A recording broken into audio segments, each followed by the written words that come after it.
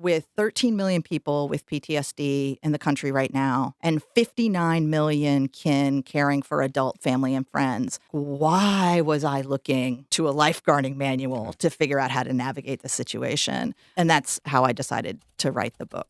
From northern New York, western Vermont, Ontario, Quebec, and beyond, this is Northwards from North Country Public Radio. Introducing you to people you should know, stories you should hear, and ideas that should stick in your mind. I'm Mitch Tyke, and our producer is Ethan Shanty.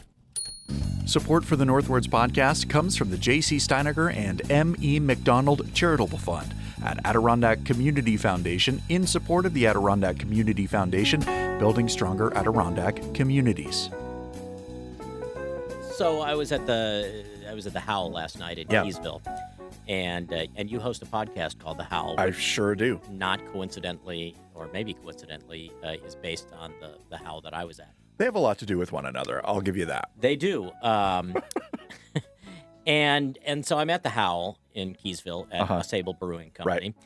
And Ausable Brewing Company, when they host us, they also have the people from, I think it's Irma's Tamale Truck. I do like a tamale. And these are amazing tamales. Definitely the best tamales you can get in Keysville, New York. Best tamale, as a quick aside, best tamales I ever had in my life, purchased out of the trunk of a woman's car in a Walmart parking lot in Phoenix, Arizona. I was going to guess it was Arizona or New Mexico. Yep. So anyway, so Irma's Tamale Truck is there, and there's always a line of people. And I'm setting up on the stage, and my daughter, Sylvie, you know her, comes up to me and says, "Hey, have you seen the guy with the kilt?" Okay. And I look up, and the guy with the kilt is in line to buy a tamale. And he's wearing a kilt, and going on like wearing a kilt is perfectly normal, which I'm guessing it is for him. I guess so. I know a lot of people who wear kilts, actually. And by a lot, I mean two. Which is two more than I know. Well, yeah. Although I knew a guy in college that wore a kilt. Okay, yeah.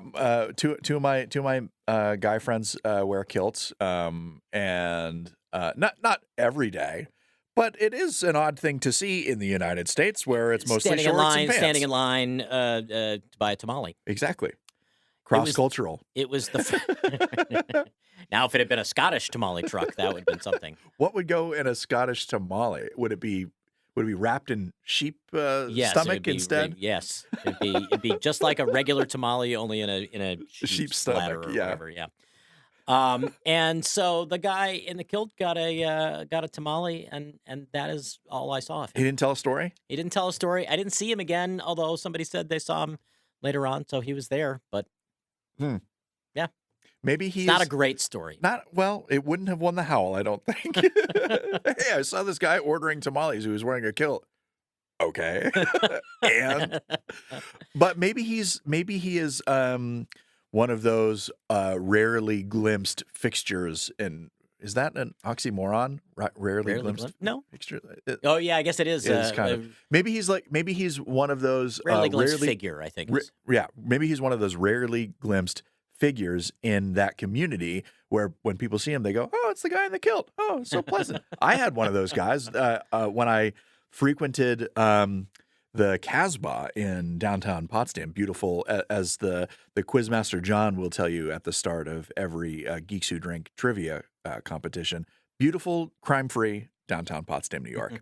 This guy would come in dressed all in denim, wearing a cowboy hat, and he would do a very stereotypical cowboy dance. Go on the dance floor, put his thumbs through the hooks and his through his belt loops, and just kind of like stomp around. Sashay across the room. Kind of, yeah. And every single time we saw him, it was not every weekend, but every time that we saw him, me and my brother would gasp and point across to one another. He's a local celebrity. He's a local celebrity. We'd go, "The cowboy!" And then we would rope the cowboy into dancing with us at the bar. We had a guy like that phase in Milwaukee who was like a TV lawyer, a TV lawyer, commercial lawyer. You're right. He played a lawyer on TV. No, he was an TV? actual lawyer who was best known for his TV commercials for his law firm. What was his shtick? Like his shtick, yes. Okay. All of them, they all have to have a shtick. His shtick was, and people are not seeing this because they cannot see me. And I'll take my hat off just so it doesn't fly off. He would say the following line while doing the head shake that I'm about to do. One call, that's all. His name was David Gruber, and he was about 9 feet tall. He was probably not 9 feet tall, but he was probably 6'7" if he was an inch. And so he was very recognizable if you saw him in public. And you got the sense that he both liked to be seen in public and also was a little sketchy about being recognized in public, which He was mildly uncomfortable. Mildly uncomfortable, but on the other hand, if one is going to have the advertising budget that David Gruber had and put his own face on these commercials, you would expect it. And so he would go to professional basketball games, the Milwaukee Bucks games, and people would see him sitting in his front row seats or whatever, and they would pose for selfies with him. Would they make him do the one call? I am sure they would. And what Mitch was doing was an exaggerated head shake, like just kind of. How would you describe it? People can't see it. He was kind of punctuating with his head. Like imagine his head as a big punctuation mark. And and he would kind of swing it from side to side to bring to a conclusion each one of those two statements, one call and that's all. Looks a little bit like a convulsion, if I'm being honest with you. And there were times that I got the sense that he was coached to look more enthusiastic. Sure, yeah. And so every once in a while, I would see him just walking down the street because his offices were in downtown Milwaukee and my offices were in downtown Milwaukee. Milwaukee had the reputation for being small walkie, we used to call it, because you would see the same people everywhere. And he'd be walking towards you on the sidewalk. And 9 feet tall. 9 feet tall. There was no question, this is David Gruber walking towards me. And we would nod to each other. And I think... Did he know you? We met maybe a couple of times, but I got the sense that he appreciated that I was recognizing him, but leaving him alone. And I was not harassing him. Yeah. I had a really bad experience when I was 16 where for the first time I was seeing in person this band that I loved. And the singer of that band... This was Air Supply. This was Air Supply. Right. The singer of that band, they're called Every Time I Die. I noticed him kind of roaming around the fairgrounds at Darien Lake because this was a big festival and there were like 100 bands. And the bands would just like walk around the fairgrounds and they would go see other bands and they would stop by the merch tables. And anyway, so I walked up to this Tilt-A-Whirl. Ride the Tilt-A-Whirl. So I walked up to this guy and I was like, I got to have something really witty and I got to have something really witty and memorable to say to him. So I walked up to him and I'm all like sweaty and shirtless and covered in dirt from the dirt that's flying around at Darien Lake. Darien Lake, known for its dirt. And I put my arm around him and I said, "You're the reason I wake up in the morning." And he looked at me and then he walked away. And I thought, not only did I just make an ass out of myself, but I made this guy extremely uncomfortable. I was trying to have this like funny human moment with a guy whose work I admired and like try to, I don't know, get in with him and be friendly or whatever. And I just ended up looking like a creep. And it was a great lesson to learn at 16 that like, oh, the people you admire are just people and you should leave them alone. So, or at least work towards that moment. Like have some kind of transitional phrase. Hey, are you right? And from that moment, I have committed myself to just leaving them alone, unless it's like a meet and greet type of thing. Like I met Penn and Teller and that was really cool. And like they actually seemed like they wanted to hang out and talk with us because like that's their job and stuff. So they made extra time for us. And there was one other, a drummer who I really admire. And I noticed him at the kind of roaming around the venue before the show started. And just very casually, I was like, "Hey man, really excited to see your set," and walked away. And he was like, "Oh, thanks, man." And that is as much as I'm going to bother a celebrity from here on out. Because I don't want to be bothered either. Being a celebrity. Being the celebrity that you are, yeah. I had the great good fortune to get to introduce David Sedaris on stage 3 times in Milwaukee. And he has this tradition at his shows, at least in big venues, where he will do a signing line after the show. Mhm. And, there's some very strict rules. There are no pictures allowed. I can't remember what the other rules are, but the lines go on for a long time because David Sedaris attempts to have an honest conversation in some way with everyone who wants to talk Oh, to that's him. great. It's great. And the interesting thing was there was a point he did a little something before a show once, and the booking agent has some major ground rules for introductions. Um, like don't spend more than a minute on your introduction. Yeah. Because, and I appreciate that because nobody's there to see me. Mhm. And also don't bring up Santaland Diaries on stage. Which was the thing that made him NPR famous years ago. And my guess is He's over it. yeah, he's over it, right? I've written a Exactly. lot of things since Yes. then. Yeah. But at the same time, I had to meet his road manager in a certain place at a certain time, and then they would take In me an alleyway. backstage. A little like that. They No, put it was a hood like over in you. the lobby. Yeah. And so he finished what he was doing with the public, and they connected me and the road manager and David Sedaris, and he has a security detail. I mean, I'm sure it was the venue's security detail.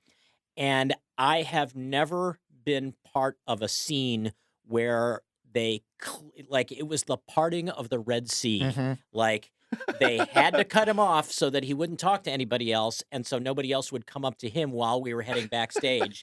And there was literally a security guy behind me, a security guy in front of David Sedaris, and they just parted the masses to allow us to walk backstage without David Sedaris being stopped. Did you feel presidential? It was really weird. Yeah.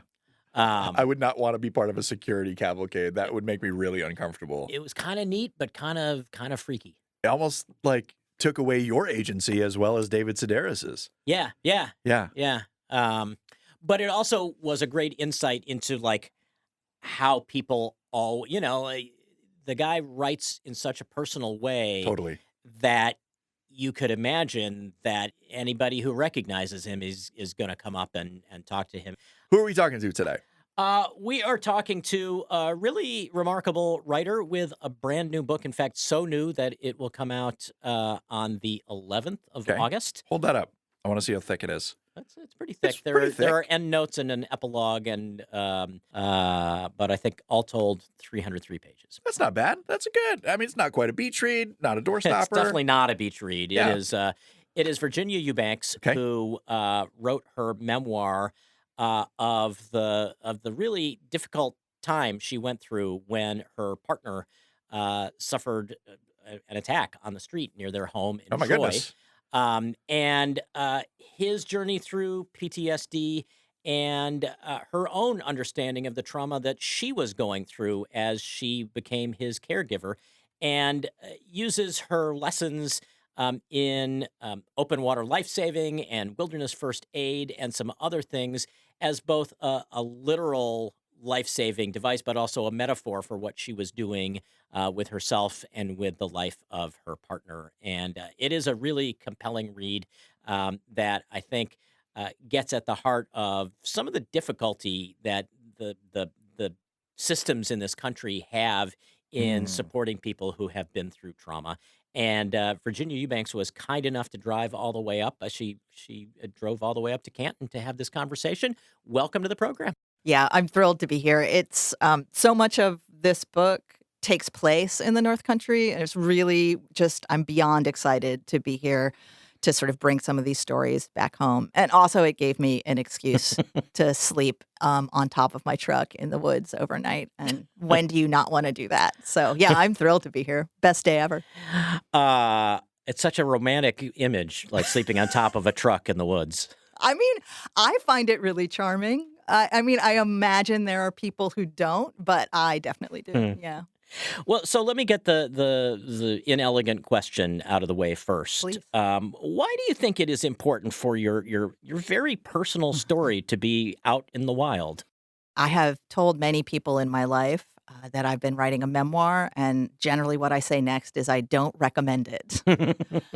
I write in the book about some really difficult stuff that happened to me, and by association, some stuff that happened to my beloved partner, Jay. And I don't think I would have ever chosen to write a personal narrative unless I felt like I absolutely had to. So I'm a journalist and a researcher by trade, and I've written other books before. I mostly write about sort of technology, economic inequality, other stuff like this. And I was sort of thrown into this situation, and I felt deeply alone and confused and scared. And I really don't want other caregivers to feel that way. And so it's like a cliche. I know it's a cliche, but it also turns out to be true in this case, is that I wrote the book that I needed and couldn't find. Did you approach it as a journalist? Could you evaluate your own life the way you would if you were writing this story about someone else? Yeah. So you're going to learn a lot of interesting things. So let me just give like a little bit of context so Yeah. people know what happened and a little bit more about what the book is about. So in 2015, my beloved partner Jay was a victim of two really violent attacks that left him with severe and chronic post-traumatic stress disorder. On that night, the night of the first attack in October of 2015, I was literally called out of the woods. I was at Blue Mountain Center doing a writing residency, working on my last book, and into basically a whole new life as a caregiver.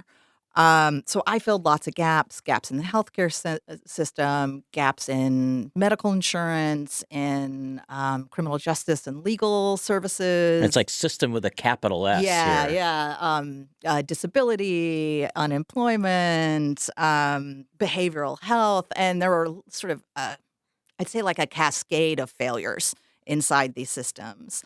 And I looked desperately for help. I knew that I was not alone, that the majority of people do caregiving at some point in their life. It's a really meaningful experience for a lot of people, but it is also really, really, really hard. And I felt really alone. And I'm literally a journalist and a researcher. My expertise is honestly in bureaucracy. And I still couldn't do it.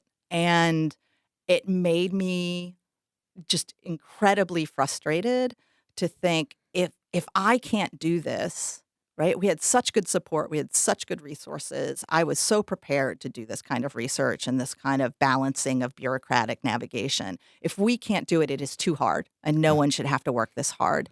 And the crazy thing is that the first book that felt like it was useful and honest was the United States Lifeguarding Association's manual for open water lifesaving. I actually brought it. So you can't see this because this is a podcast, but I brought it for Mitch to look at. This moment that I had was like with 13 million people with PTSD in the country right now, and 59 million kin caring for adult family and friends. Why was I looking to a lifeguarding manual to figure out how to navigate the situation? And that's how I decided to write the book. It is, despite being titled A Guide to Open Water Lifesaving, it's not exactly, you wouldn't want people to pick this up thinking that you've mapped out the way to do it, though, because I would hazard a guess that even after the process of living through it and writing about it, it's still hard and you still don't know how to do it. Yeah, so it is. I do think of the book as it's my story. And in some ways it is our story, Jay's and mine. But it's also a survival manual. So there are sort of a surprising number of very practical lessons that are drawn from after I found the Lifeguarding Association manual. It kind of launched me into this series of adventures in outdoor survival training. And so most of the book is actually about these experiences I had in the woods and the water, what I learned from those experiences. I often went back to answer your question about being a journalist in this memoir, it is a reported memoir. I often went back and interviewed my instructors or interviewed neuroscientists. I also spent a lot of time going through tape recordings of our couples therapy, going through tape recordings of my therapy. I had 1,000 pages of single-space typed journal from this period. And so going through all that material was very much just like investigating my own life, which is a very strange experience. But once I got out into the sort of woods and the water, I started to learn things about how you can navigate these sort of traumatic caregiving situations better. I don't think there is any one answer. Every trauma is different. Every individual, every family is different. But I do think there are some surprisingly germane lessons from outdoor survival that are applicable to caregiving without sufficient resources. Do you think you went into these adventures, the wilderness first aid, the bushwhacking, the open water survival? Do you think you went into them knowing that they had this connection to the sort of the more metaphorical life saving that you were trying to accomplish in this other part of your life? I had no idea. Like zero clue what I was doing. There's actually a scene in the book where the first survival class I took was kayak self-rescue because I had written this essay. It had actually paid decent money, which hadn't happened in a really long time. And so Jay and I both took 10% of that paycheck for like wild money. We could do anything we wanted to with it without like asking for permission or making excuses. He bought some studio gear for his music recording studio, and I bought a folding kayak. And I spent a lot of time by myself in that kayak. It felt enormously healing for me to be sort of responsible only for myself and to be in nature and to be quiet. But I realized that kayaking alone is, particularly in the wilderness, is not a great idea, and don't do it, listeners. So There's a lot in this book that should come with a "don't try this at home" Yeah, admonition. Exactly. So I am actually a fairly conservative outdoors person, right? Like I try really, really hard to be safe. And one of the things I realized is I really needed to learn to get back in my boat if I dumped. And so I became just monomaniacally obsessed with finding a self-rescue class. So much so that I ended up signing up for a class that required a 600-mile round-trip drive for one day of instruction. This was at Pemaquid Point. Yeah, it was at Pemaquid Point. Place I have kayaked many times myself. Oh, incredibly my gosh. beautiful Yeah. place. And I had extraordinary instructors who figure in the narrative quite a lot of great lessons from Marion Lee. But yeah, I learned to self-rescue. I showered. I'm in the car. I'm doing the 300-mile drive back home. And like halfway back or a third of the way back, all of a sudden it dawns on me. I was like, oh, I get why I was so obsessed with this. It was a self-rescue class. Like, and I was really that clueless about it that like no light had gone on that I was taking self-rescue classes, right? But then once I figured that out, I just was like all in, and I was like, what else can I learn? Like between this lifeguarding manual and this self-rescue class, I've had like the two of the bigger insights that I've had in this experience. So what else can I learn? And I think in the book I say I like went back home, I went online and I filled my calendar like a drunken prepper is the line that I use in the book. Yeah, so I signed up for wilderness first aid and bushwhacking and map and compass and winter survival. You took regular old lifeguarding lessons with a bunch of teenagers. I am now certified as a lifeguard, though I don't practice, so I haven't taken any lifeguarding gigs yet. So yeah, I was by far the oldest person in that class. It was like I was 53 at the time, and the second oldest person was 17. There's a really funny scene in that chapter where you tell a couple of teenage boys that they should swim in front of you because you're pretty sure they would pass you, and they were the ones that immediately flunked out of the course. Yeah, I turned out I was underestimating my own capacity. Or maybe overestimating theirs. Maybe overestimating theirs. There's this concept in the book that ended up being really useful to me, which is this thing called aquatic victims instead of rescuers syndrome, or AVIR. Hmm. And AVIR basically happens when a potential lifesavers, let's not call them lifesavers, let's call them a bystander rescue. A bystander's confidence overwhelms their competence. And what it basically means is there's like a study out of China that in 225 rescues that involved a death, it actually turns out that the bystanders were more who tried to rescue an original drowning victim are more likely to die than the original drowning victim. And that was like a huge light bulb for me, which is like what happens when you go into a really traumatic situation without proper tools, training, and team, is that you can die. And I don't ever feel like doing sort of PTSD caregiving that my life was in danger.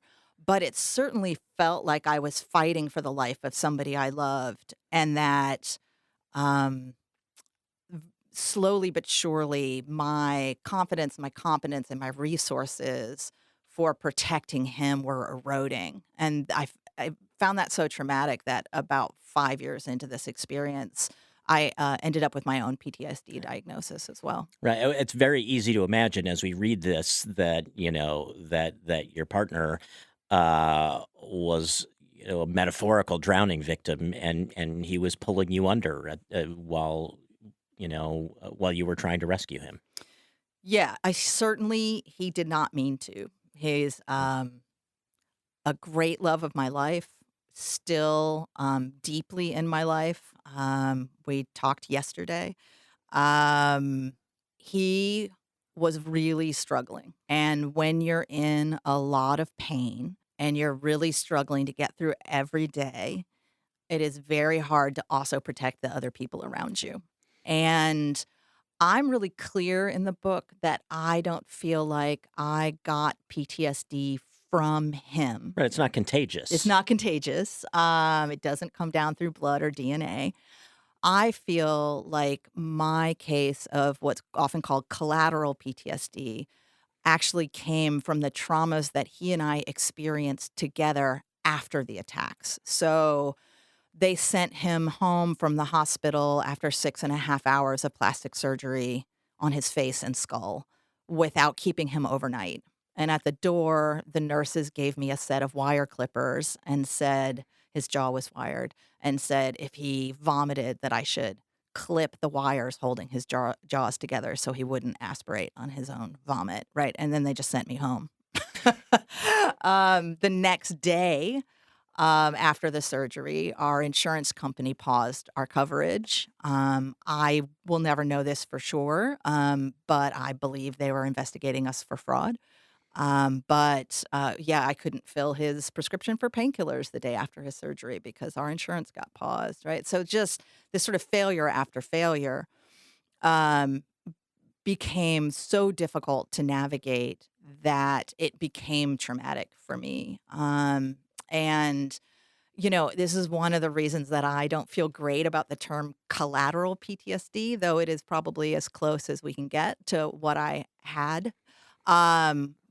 Because all of those traumas felt really primary to me. It didn't feel like it was trauma once removed. It didn't come from learning about the attacks on Jay. It didn't come from witnessing the attacks on Jay. It came from all of the lowercase t traumas we experienced together, trying to survive the long tail of survival.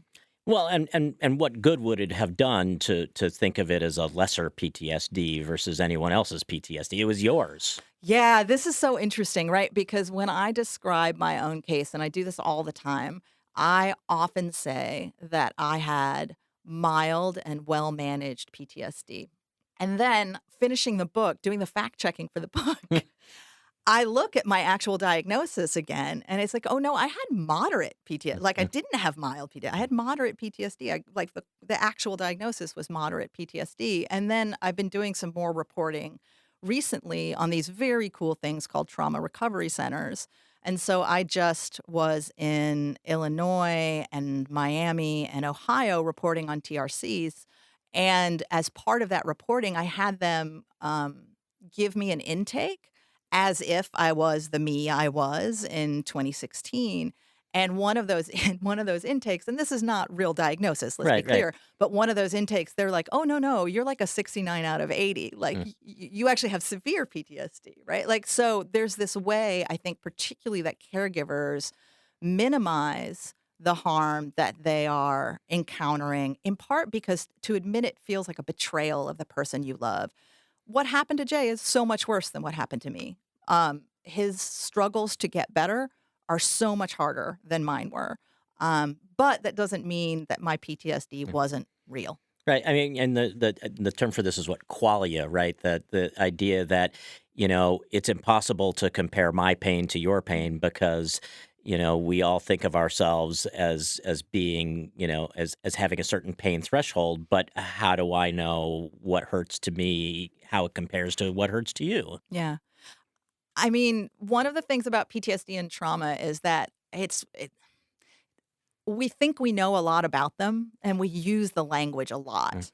But the way we understand them tends to be pretty squishy. And one of the things that I want to do with the book is just really help clarify the language. So trauma, I like Dan Siegel's definition of trauma, which is trauma is an experience that overwhelms your capacity to cope.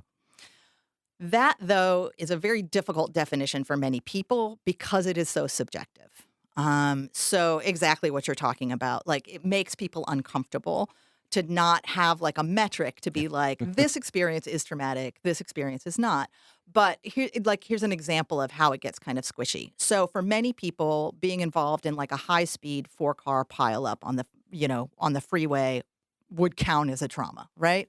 For a NASCAR driver on race day on the track in their protective gear, it may not be traumatic at all because that's just part of the job. But you take that same NASCAR driver, you put them on the freeway with none of their protective gear in a minivan with their infant child in the back. And again, now that experience could be traumatic, right? So it is subjective. And it really is about what overwhelms your mind and body's ability to cope. Which is what leads to the symptoms of acute stress response or post-traumatic stress symptoms. So the symptoms fall into 4 categories according to the DSM-5, the Diagnostic and Statistical Manual, which is you have to experience a trauma. Again, we already have a question mark there about what counts, but you have to experience a trauma. And you have to have symptoms in 4 categories. So intrusion, flashbacks, avoidance, like shutting yourself off from parts of your life that remind you of the trauma, negative cognition that happened after the trauma. So all people are bad, I'm bad, and hyperarousal or reactivity. So the jumpiness that often comes with PTSD. So you need a trauma, you need symptoms in all 4 of those categories. And then there's 2 other things that we often don't talk about. One is it has to disrupt your life, right? Like if you're having these symptoms and it's cool, then you're cool. Like it's not PTSD. And symptoms have to persist for longer than 30 days. So I think it's really important to talk about this because acute stress response and post-traumatic stress symptoms that don't last, months and months and years are totally normal, totally adaptive responses, and we do not want to pathologize them. Like, if something horrible happens to you, you might have nightmares. But that doesn't mean you have PTSD. Right. Doesn't mean you have post-traumatic stress disorder. PTSD is a disease of persistence. Like, it has to last, and it has to disrupt your life. So when we have such squishy language, like everything gives us PTSD, everything is trauma, or nothing is PTSD, nothing is trauma, then it becomes really hard to talk about sort of the actual lived reality of this. And that's why I feel like it's really important to do that little like PTSD 101 lesson. Yeah, well, and it's interesting because this plays out. You write about this, in fact, while COVID is going on, and there was a lot of talk about whether people's reaction to COVID and its aftermath qualified as true PTSD. Yeah.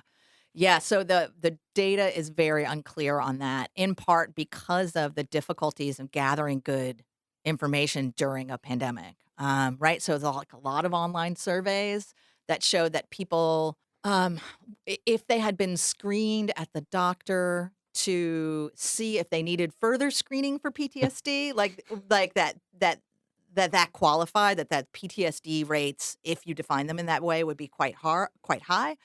But that's not actually, again, that could be acute stress response, that could be post-traumatic stress, isn't necessarily PTSD. Also, self-reporting online is not a Hmm. very rigorous way to do studies.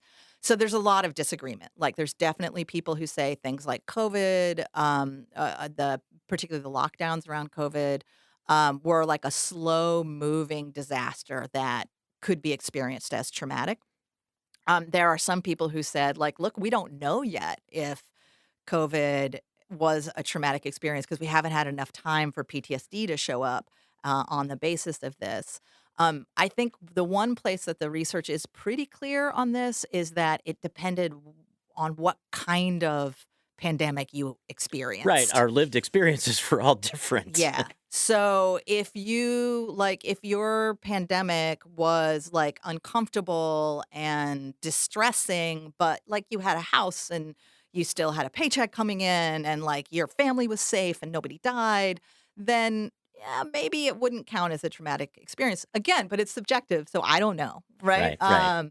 But if the data is pretty clear that people who live at like $20,000 or less a year in their household had a higher dose of trauma from the pandemic than other people who are more well off.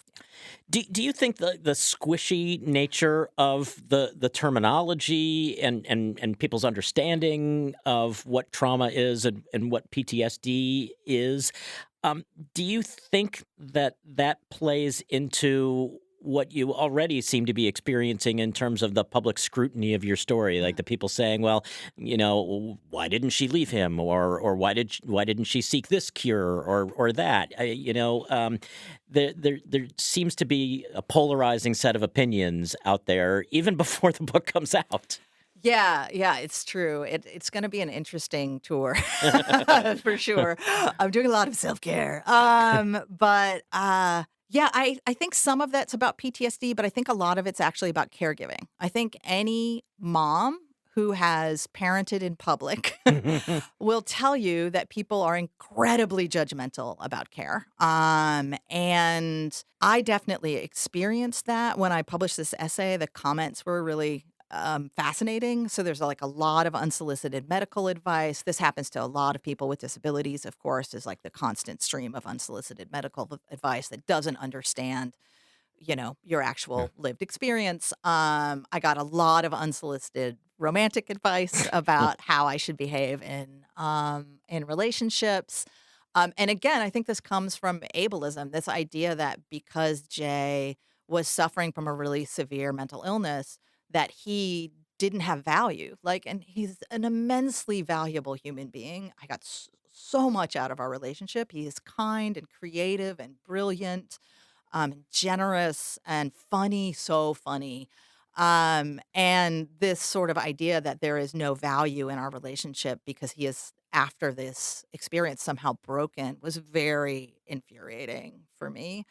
And I also got a lot of questions about my own mental well being, right? Like, what is wrong with her that she would stay in this sort of one sided situation? And I'm sure you asked that to yourself. yeah, In a strange way. Not that you thought at the time that it yeah. was a one-sided relationship. Yeah, so yes and no. One of the reasons I wrote the book is that I kept being offered these two alternatives, and as a person in a relationship with someone who is really struggling, and one of them was ride or die, like just shut up and do whatever it takes, and the other was save yourself, which is this is broken, bail. And neither of those felt like what love is. Like, love to me is the greatness of everything in between those poles. And we were trying to navigate that incredibly difficult situation together for a really long time. And I do not regret that. I know that I was in situations that were doing me harm. And it's taken me years to heal and recover from that.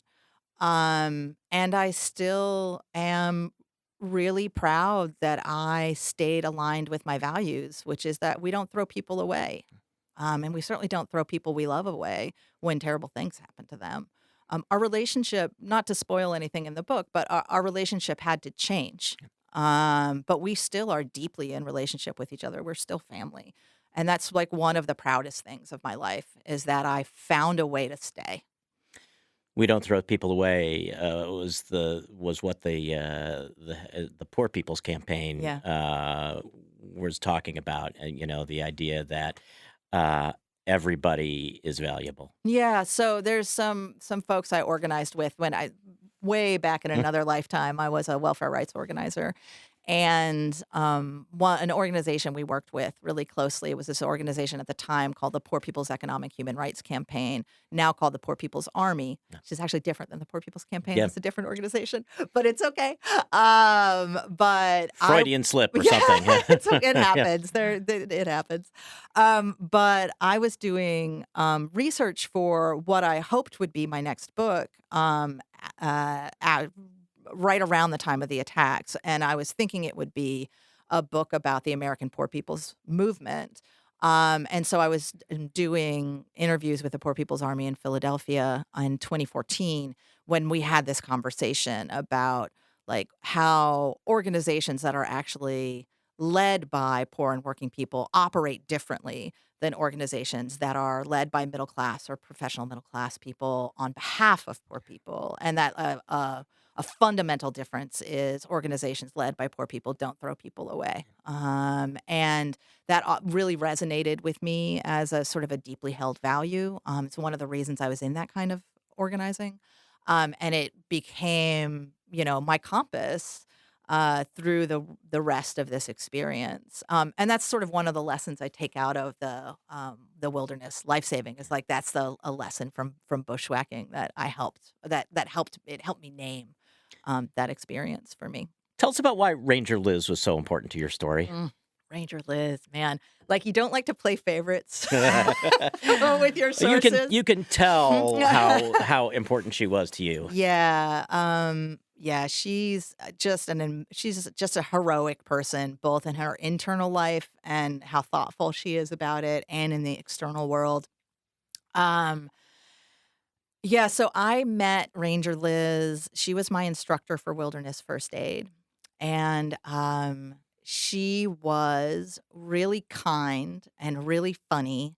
And she loaned me her snow pants, which was really important because I was taking this wilderness first aid class at the Adirondack Lodge, at the education unit at the Adirondack Lodge, and it was March.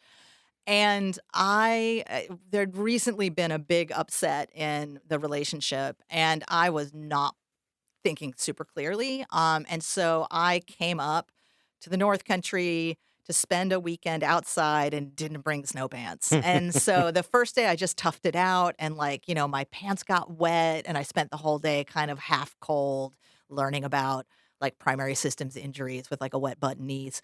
And the second day, Ranger Liz was like, girl, like, we're going to spend all day laying down in the snow. Do you want to borrow my snow pants? And I was like, yes, thank you very much. And so brand new snow pants, brand we should new say. ones. Yeah. Brand new teal, gorgeous snow pants. Very, very kind offer.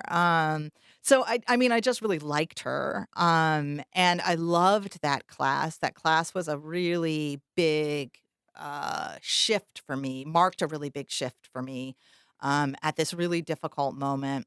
I sort of realized why I had been doing the wilderness survival work, which is that I was in a situation like wilderness first aid where you have to assume that no more help is coming. And like you have to just be creative and you have to adjust and you have to just do your best. And there was this moment that we were doing a scenario where this whole group of campers, I call them Team Victim in the book, had been struck by lightning in a whole bunch of different ways. And I was like lying in a pile of snow, pretending to be dead, um, because I had gotten struck by lightning, by ground lightning. And so the rescuers run out, and they start to save us, me and this whole other group of people. I'm allowed to survive, right? So like Ranger Liz says, it's okay. Like let them do a round of CPR, and then you can come around. You're going to survive. So they do a round of CPR. I start coming around, and I hear in the background somebody making this like whoop whoop whoop sound, and I hear somebody else yell, "Here comes the helicopter!" And I had this moment, and this was just my real experience in my mind and body. I had this moment where I was so relieved that the helicopter was coming, even though it was a make believe helicopter. And the woman who was assigned to me, was saving me, was asking me how I was doing. And I was still laying down. And I said, like, oh, I'm coming around. But I don't feel like I can walk. Can you carry me to the helicopter? And she got this look on her face. And she said, oh, like, your friends are really not doing good. Like, I know that you're in a lot of pain, but we're going to need you to get up. And I said back, I said, no. I said, my heart stopped. I want to go in the effing helicopter.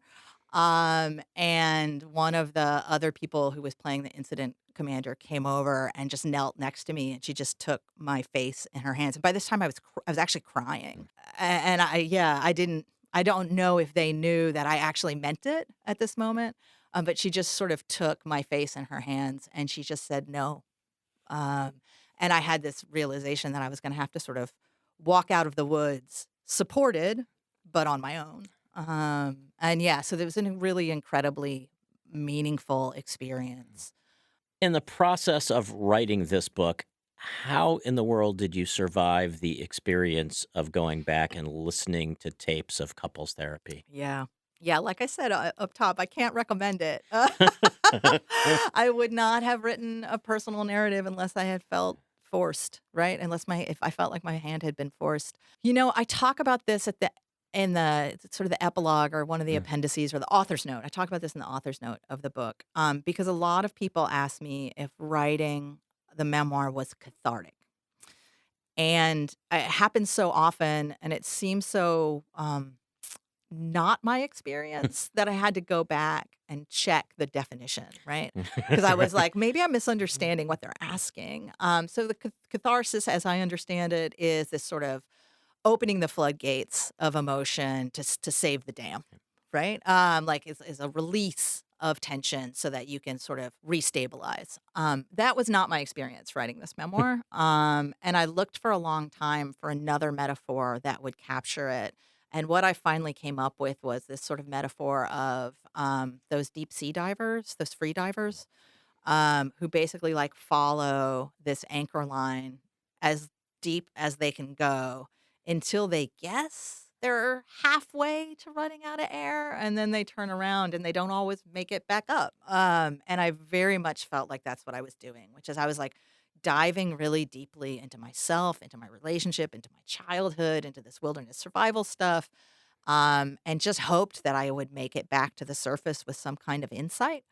So it was a really challenging experience for me, but I'm also really, really grateful I did it. I think from the very beginning, I knew that committing to this book meant committing to stay in relationship with Jay, for the long haul. Like it became impossible to just pull the ripcord on the relationship because like it wasn't just my relationship. It was also like, it was also my living, at that point, which is complicated. But in the end, I feel like really helped me stay present and thoughtful in this really difficult situation. So I'm really glad I did it, but I cannot recommend it for others. How did you just decide that this part of your story was over? It's such a good question. Yeah, so the book covers 2015 to 2023. And where to end it was a really interesting puzzle because, of course, my life is ongoing. Right, exactly. But the book is you not. could still be writing about this. Yeah, exactly. You're very meta. I'm not. Like, I'm good with memoir. I think I'm all set. I mean, never say never, but I think I'm all set with memoir. Um, I think I chose to end the book when I was on a path to healing and recovery that is, of course, never done. Um, that will take the rest of my life. But I had reached a point of I had a really great therapist who did dialectical behavioral therapy with me. And one of the key concepts for DBT is this idea of radical acceptance. And that doesn't mean being okay with things. You don't have to agree with them, but you do have to be like in relationship with the reality of your life and in relationship with your pain. And that's kind of what I learned actually from solo camping in the book is that I learned that I learned a practice of putting myself in situations that were like mildly distressing to help my brain understand that at least in those situations, I was safe.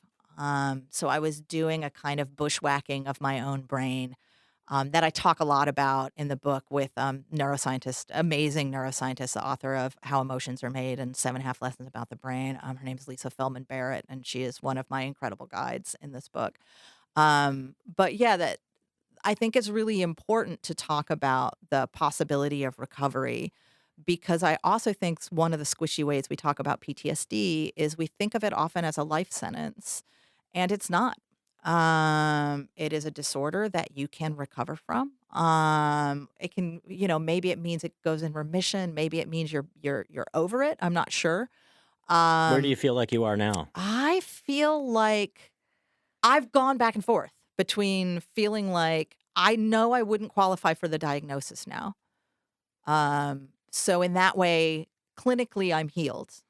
Um, my brain and the way I operate in the world and my body and my relationships are all really different now. And that difference is in part a legacy of the PTSD that I had. So I think it is something I will manage to some degree for the rest of my life, but I don't think I still have PTSD. I think I'll manage the effects of PTSD for the rest of my life, but I don't think I still have PTSD. Maybe it's like the same, you talk about your very physical pain in your knees, for Yeah. example, and while you may have done things to make them better, there are still going to be days you're hiking and your knees hurt. Yeah, yeah. So this is another one of my great gurus in this book is my physical therapist. But yeah, this idea that like healing is not a one and done thing. That healing is like physical therapy exercises, which is the worst. It's like the most annoying deep realization about your life, which is like so much of life is just doing this maintenance, particularly as you get older, right? Like I do like 40 minutes of the dumbest exercises for my knees. Like I step up and down off a squishy step for like 10 minutes. Or I now I've hurt my shoulder because I was off my knees for a long time and then I went and hurt my shoulder. So like now I have these exercises that I have to do with like literally a 1 pound weight.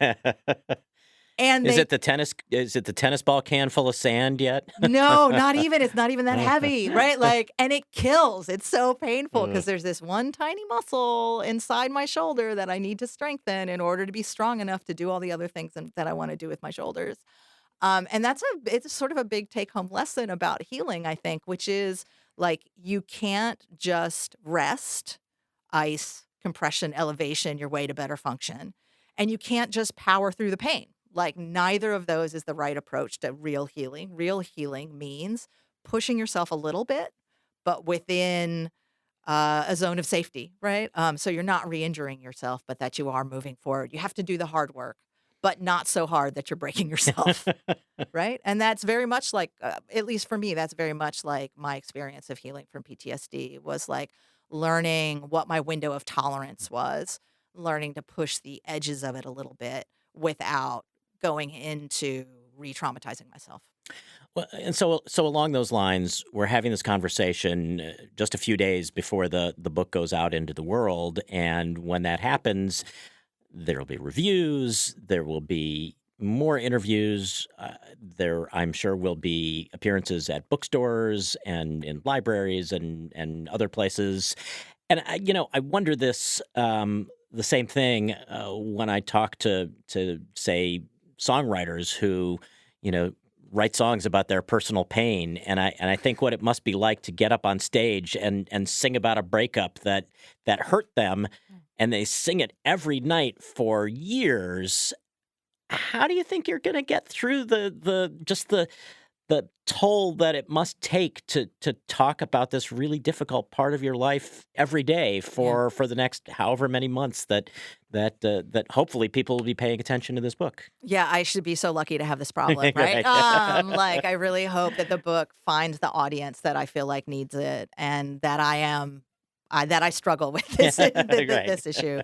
And it's like what the Fleetwood Mac problem, right? Like, you go on stage and I mean, But Rumors was a great album. it's an incredible album, right? Like, and I mean, bless Stevie Nicks, but she had to perform with the breaky. Oh my God, yes. Like I'm not having to do that.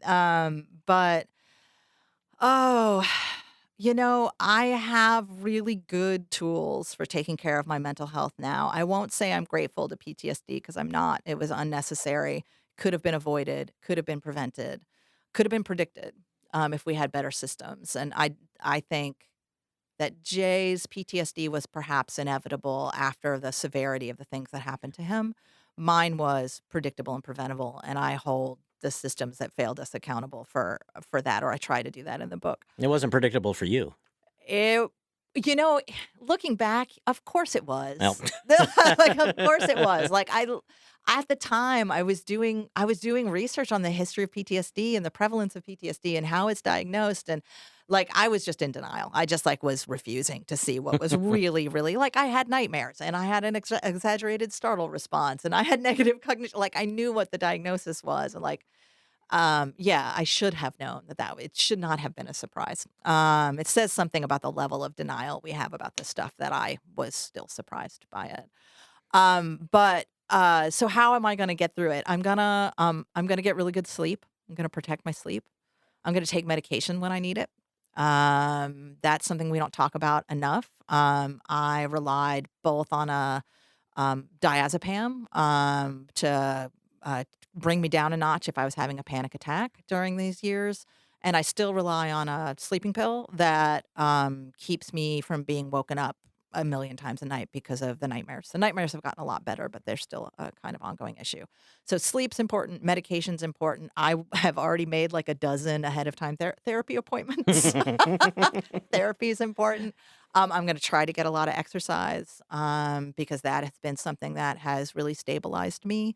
And I'm going to try to get outdoors as much as I can because both has always been the place that I go to think, and because it is a place where I can revisit all the brilliant things I learned from the forest rangers and bushwhackers and lifeguards and other sort of heroic people who show up in the narrative. So it'll reconnect me to what I learned. So that's my, and I have a lot of great friends and family who I can talk to. And yeah, I'm gonna take as good care of myself as I can. But saying that, I also want to say that caregivers don't need self-care. We get told to take a lot of bubble baths. What we need is competency and resources. And that's really what I learned from the wilderness survival stuff is that, the reason that forest rangers are able to stay calm in an emergency is because they have really extensive training, really good tools, and a really great team of people around them. That's the kind of thing I don't feel like I had as a caregiver. I learned from wilderness first aid to do a scene size up, right? So like when you're entering the scene of an emergency, you stop and check for hazards first to yourself, then to your team, then to the wider public, and only then do you go approach the patient, right? Again, it's a thing I don't feel like caregivers are offered because our systems are so fractured. We are constantly responding to emergencies and we never have a minute to do a scene size up, right? So all of these lessons that I learned writing the book, I hope they'll come back to me when I sneak away to find a night or two in the woods when I'm on tour. And would that you could bubble bath your way out of something like this. I would love what a great world it would be if you could bubble bath your way through 8 years of traumatic caregiving. Right. And it's important. Self-care is really important. And there's a lot of reasons people are talking about it as much as they are. But we can't expect individual caregivers to basically shoulder the burden of a broken system on their own. That is essentially what gave me post-traumatic stress disorder, was the burden of filling the gaps in a system that fails too many people too often. So we mentioned you're going to be on the road, including some places people might want to actually visit themselves. Yeah. So I've got a pretty good extensive tour, but one of the events I'm most excited about is on September 20th, which is a Sunday at 2 p.m. at Snowfort Books in Westport. So I was lucky enough to spend a winter in Elizabethtown last year, and Snowfort became like very much my home. I met all of my new friends through that bookstore. The family that run it are just the most extraordinary people.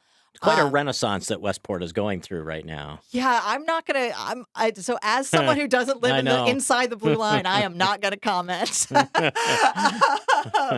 But it's a beautiful little bookstore, and I'm really excited because I'm appearing there with Joe Connolly, who wrote Bringing Out the Dead and who is a North Creek EMT.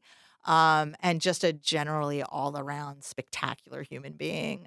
So I think it's going to be a really fun conversation, and I hope people come out to support the bookstore and also to meet me and Joe.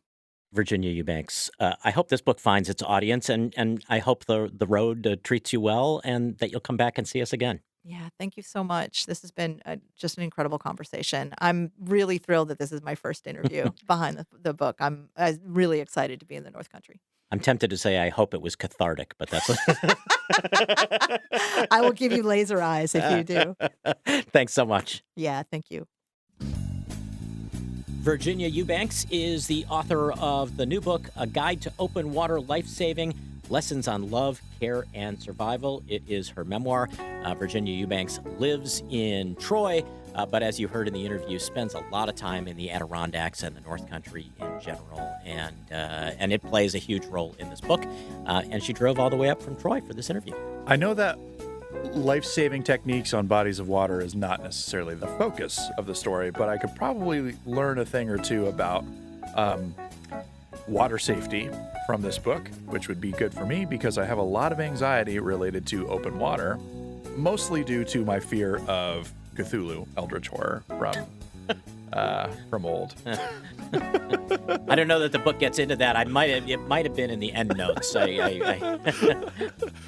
I confess I didn't get as far as reading all of the appendices. Right. A brief aside on Cthulhu.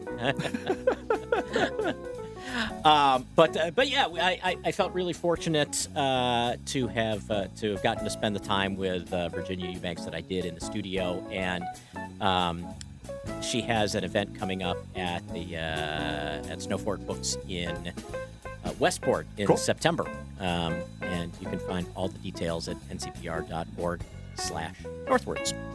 You know, so before the interview, we were talking about like local celebrities and the attorney and I guess David Sedaris and Garrison Keillor were not local celebrities, but we've got local celebrities here. Do we? So that was going to be my question. Who would you recognize if you just saw walking around the North Country besides Radio Bob? I think most pertinent to us is probably Todd Moe, who retired some years ago. For those who don't know, Todd Moe, a former Morning Edition host. They know. He's a celebrity. He is a celebrity. He's one of those people, and I'm sure you have had this experience, and I know I have had this experience. One of those people who, if you heard his voice at the grocery store, you would know, even if he's 2 aisles over, that, hey, Todd Moe is in the cereal aisle. I had that happen to me 2 weeks ago. I was at the Potsdam Co-op, and the woman asked me if I needed anything else, and I said no, but thank you so much. I found everything that I needed. And she said, "Are you Ethan?" And I said, "Yes, I am." She said, and then she introduced herself to me, and I discovered that she also had a long career in radio. She actually had the job at Q Country that I took over after she Really? left. And this keeps happening where I keep meeting people who I should have known for decades, but we've been like ships passing in the night. But So I mentioned the Howl yeah, in Keysville, and I was there. I had my daughter there and my nephew, and I got this report later that people kept walking up to my nephew and asking if he was my daughter's brother. So if they were yeah, siblings, yeah. um, and but apparently more people asked him if he was a guy who lived in Peru, New York, because apparently he looked just like somebody in Peru. Oh, Yeah. I've heard also that I have a doppelganger in Potsdam. And people often give me a look like they've met me before when I'm in other communities. And I say, do I have an actual doppelganger or do I just look like a guy in a band because I'm bald and I'm covered in tattoos? And usually turns out that I just look like I'm a guy in a band. I am bald and have facial hair, but no tattoos, and so people do not mistake me for a guy in a band. They think They that might you're. mistake me for like a guy in a band's accountant. Oh, Northwards is an NCPR podcast production. The show is written, produced, and edited by Mitch Tyke with digital production supervision by me. I'm Ethan Shanty. Our theme music is by the Wickmore Jazz Trio of Plattsburgh. To find out more about the show, listen to past conversations, and to make a donation in support of everything that we do, visit ncpr.org/northwards. And you can send your topics for future conversations to mitch@ncpr.org. This is NCPR, North Country Public Radio.